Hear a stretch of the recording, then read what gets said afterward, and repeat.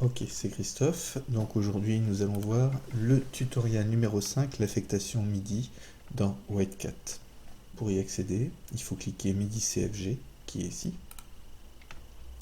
Ce panneau de configuration en MIDI a plusieurs onglets.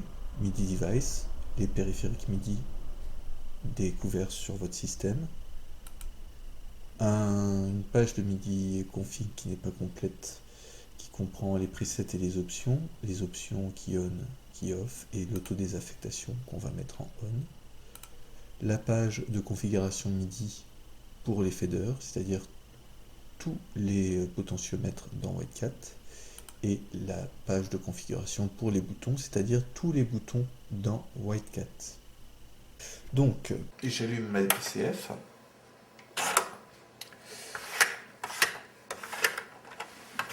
La BCF 2000 n'est pas repérée actuellement sur ce système, on ne voit que les ports MIDI virtuels que j'ai installés, MIDI Yoke. Je fais Rescan, et j'ai une détection, donc après avoir rebranché à chaud, j'ai une détection via ce Rescan du périphérique qui n'était pas branché. C'est la grosse différence avec Schwarz-Peter, c'est-à-dire que les branchements à chaud et des branchements à chaud sont possibles sans risque pour WhiteCat. À gauche, les périphériques MIDI en entrée sur deux colonnes. Donc ici, on se connecte en in pour recevoir le signal reçu de la Behringer.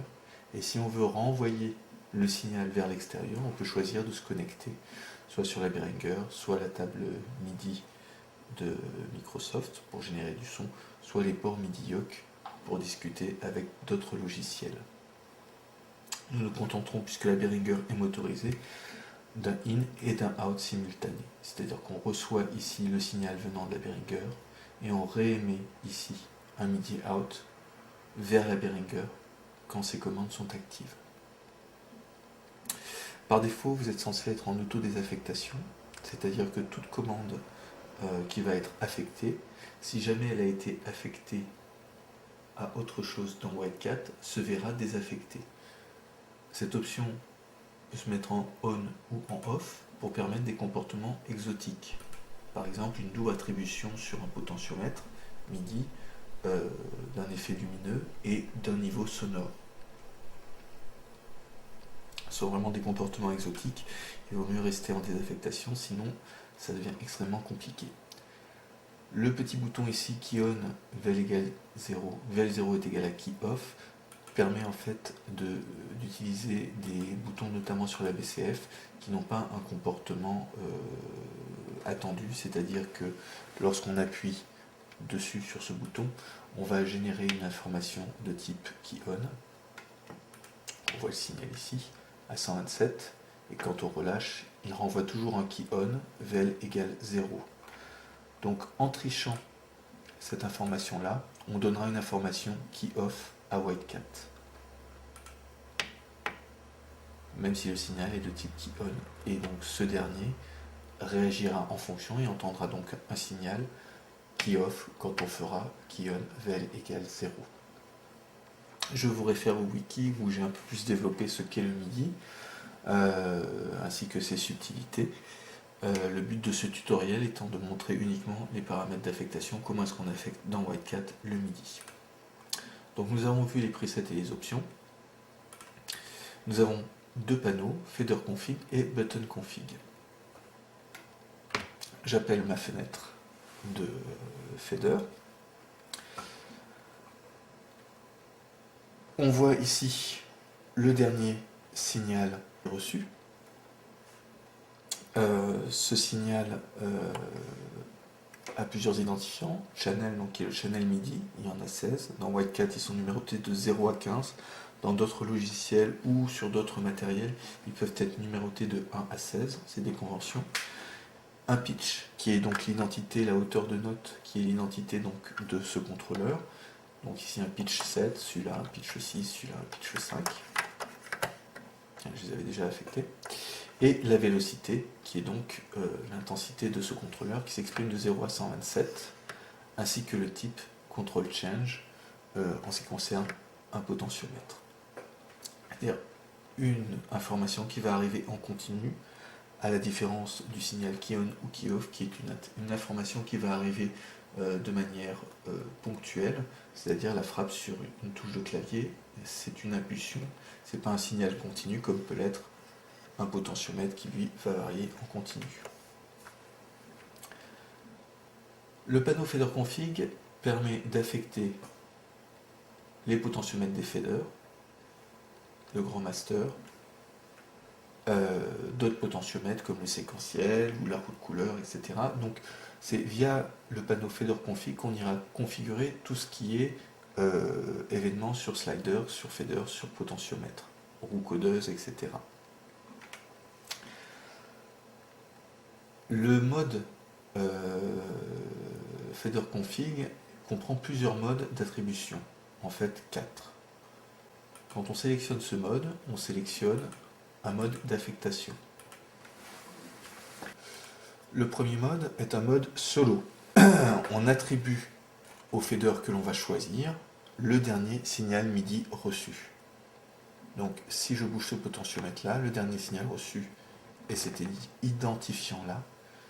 Je clique Attribute to this fader, je survole le contrôle que je désire affecter, le premier fader par exemple dans Whitecat, je clique et je l'affecte. Ça c'est le mode solo. On remarquera que quand je bouge le deuxième, le troisième, rien ne bouge.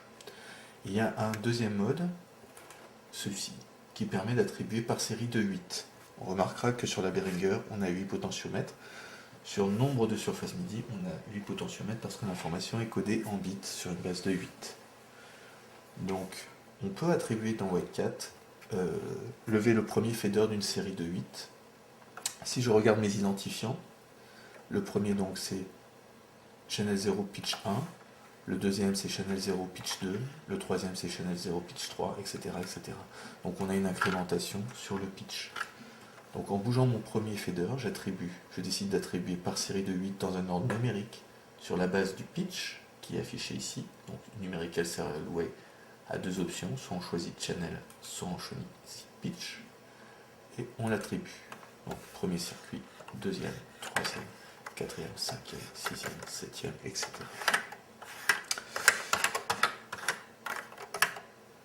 Avec une UC33, on se rendra compte que les faders, eux, leur variation se passe au niveau du channel MIDI. C'est pour ça qu'il y a la possibilité de switcher. Si j'attribuais par exemple une commande de fader, la première commande de fader sur un mode channel, Numerical Serial Way, quand je clique ici, bon, je ne vais pas bouger, je ne vais pas pouvoir le déplacer, le deuxième, alors que j'étais sur une base de 8. Par contre, quand je clique, je m'aperçois ici de l'identité, je vois que le channel 1, le troisième c'est en channel 2, le quatrième en channel 3, avec un pitch toujours de 1. Donc on n'était pas sur la bonne base d'attribution. Ok, donc je réaffecte tout ce monde-là sur un mode Numerical Serial Way. Voilà. Donc quand on clique un fader et que l'on bouge son potentiomètre, on s'aperçoit que l'affectation MIDI est affichée ici. Par la suite, je rajouterai dans Preset et Options un tableau général où on pourra voir les différentes affectations MIDI dans Whitecat de manière synthétique, c'est-à-dire sans devoir cliquer sur le contrôle. Ce qui peut s'avérer utile lorsqu'on a des situations un peu complexes et qu'on doit vérifier toutes ces attributions. Le troisième mode est un mode, si jamais vous avez une surface de contrôle que vous-même avez paramétrée, permet d'attribuer au premier et une série numérique sur les 48 potentiomètres. Donc là, on ne va pas le faire. Le quatrième mode, lui, est prévu pour les claviers. C'est-à-dire qu'un clavier MIDI a des touches blanches, des touches noires. Et donc cette attribution est faite sur la base des touches noires et des touches blanches et permet d'attribuer un signal juste en touchant une note du clavier MIDI et en la reportant sur les 48 potentiomètres. Donc ce qui est important à savoir, c'est qu'on peut piloter soit par un fader, soit par une touche MIDI clavier, un potentiomètre de niveau dans Whitecat. Ce paramétrage peut se faire par exemple aussi de la même manière. Ici, si j'attribue en série de 8, je peux attribuer par exemple le LFO.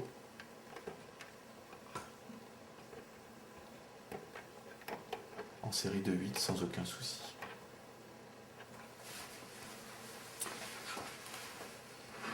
Ce qui permet de varier. On va se mettre en boucle. Ce qui permet de varier comme on le désire. L'accéléromètre par exemple du fader. Lorsque je touche une commande MIDI, je prends le pas en manuel sur l'action. C'est-à-dire que je coupe le LFO et je récupère la main sur le potentiomètre. Autre point important, le MIDI out. Cette pastille, qui est présente dans un certain nombre des commandes de Wildcat, permet de renvoyer le signal MIDI qui a été paramétré dans la commande. Elle permet de faire du remote. Donc cette pastille est importante si jamais vous avez des sets de configuration, vous déclenchez des baux, etc. Cette pastille est importante si vous avez des manipulations que vous faites en temps réel dans Wildcat ou via les automations et que vous avez besoin ensuite de reprendre la main physiquement dessus via votre périphérique MIDI. Elle peut servir aussi au contrôle de différents logiciels en affectant une commande MIDI qui n'est pas utilisée par une interface en in. Elle peut servir notamment au pilotage de différents logiciels. Ici, nous avons deux pastilles d'attribution spéciale.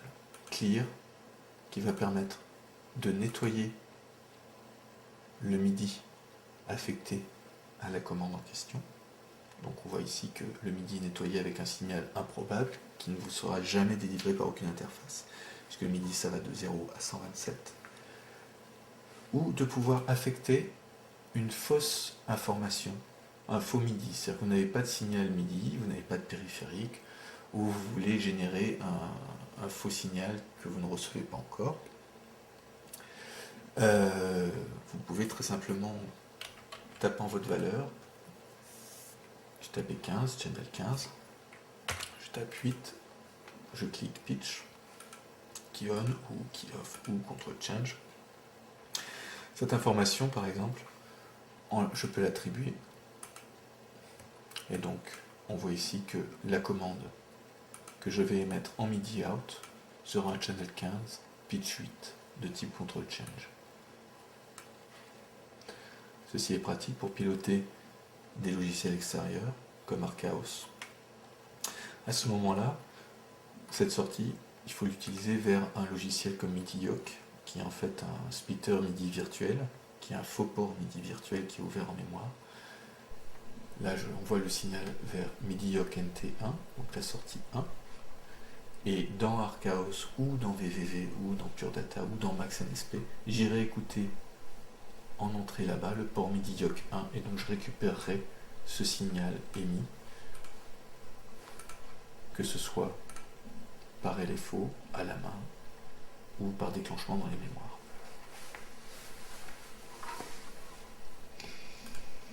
Au niveau des boutons, button config, la situation est à peu près la même. C'est-à-dire qu'on a trois types d'attributions. Une attribution solo, une attribution par pas de 8, toujours avec la possibilité de dire dans quel mode on désire la série numérique, c'est-à-dire est-ce que le premier bouton par pas de 8 se fait sur la base channel 0 pitch 1 et ensuite channel 0 pitch 2, channel 0 pitch 3, etc. ou il se fait sur la base de channel, c'est-à-dire channel 1 pitch 1, channel 2 pitch 2, channel 3 pitch 3, etc. etc. ou sur les 48 commandes, puisqu'il peut être fastidieux d'avoir à encoder chaque commande sur les faders. Donc je reviens sur cette notion de 48. 48 ne fonctionne que pour les commandes et 8 ne fonctionne que pour les commandes en 48, c'est-à-dire l'espace fader. Button config va servir à l'attribution de commandes pour les LFO les boutons de LFO. Ces deux docks, on voit qu'ils sont les seuls à être actifs en rouge pour une attribution MIDI, sont en fait les commandes dock plus, dock moins. Donc par exemple, dock moins, dock plus, que j'ai attribué tout à l'heure. Si je désirais attribuer par pas de 8 cette information,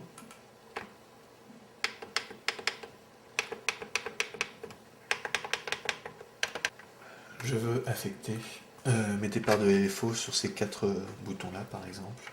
Donc je vais sélectionner, enclencher ma commande, laisser appuyer ma commande pour que ce soit un signal Key-on qui soit pris en compte, l'attribuer, faire le LFO down, hop, attribuer, et faire le saut sur celui-là. Voilà. Donc ce qui nous donne, voilà, down, et saut. Ok, là nous venons de faire le tour stop pause, donc nous venons de faire le tour des commandes d'attribution sur les faders. Donc résumons, button config concerne les boutons dock plus, dock moins d'un fader, le up, le down, le saut, previous, next, aller-retour, stop pause et l'enclenchement du lock. Le petit bouton rouge permet d'enclencher le MIDI out du fader et du LFO speed. Ces informations sont configurées uniquement depuis fader config, vous ne pouvez pas les attribuer depuis button config.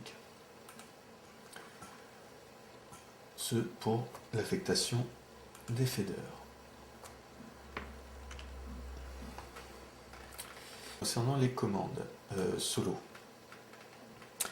je vais aller sur une autre page, dans ma Behringer. Je désire affecter par exemple mon séquentiel sur ces 2 potards.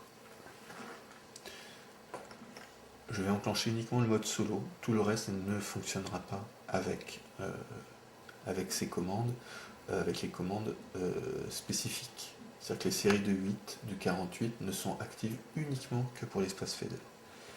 Je bouge mon potentiomètre pour affecter X1. Je sélectionne mon deuxième potentiomètre, je le bouge, je l'affecte. Donc j'ai mon X1, X2 qui est enclenché avec, comme dans Short Splitter, le besoin de remonter mes faders pour réamorcer la position. Je peux aussi mettre mon accéléromètre sur ce CC et enclencher un retour d'information quand par exemple je déclenche le bleu ou quand je manipule à la souris et avoir ainsi un va-et-vient dans l'information, entre l'information MIDI et les données dans WaveCat.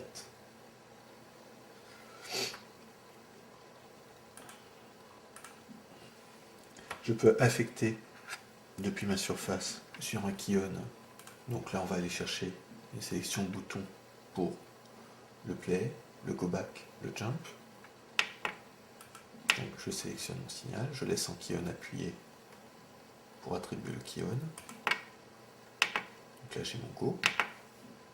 Si je veux affecter le go back, j'affecte le go back. Et celui-ci, on va dire que c'est le jump. J'affecte le jump.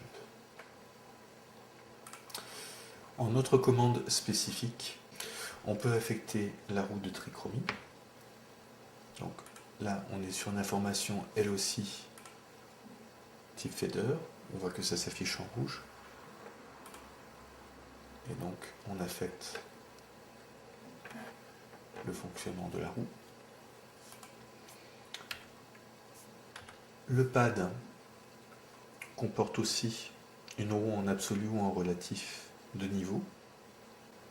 Banger comporte lui aussi des départs qui sont affectables en MIDI, en on-off. Et concernant l'audio, vous pouvez affecter aussi un potentiomètre si vous le désirez à l'audio ou enclencher des commandes de play, play, pause. On peut mettre son cycle ici si on veut.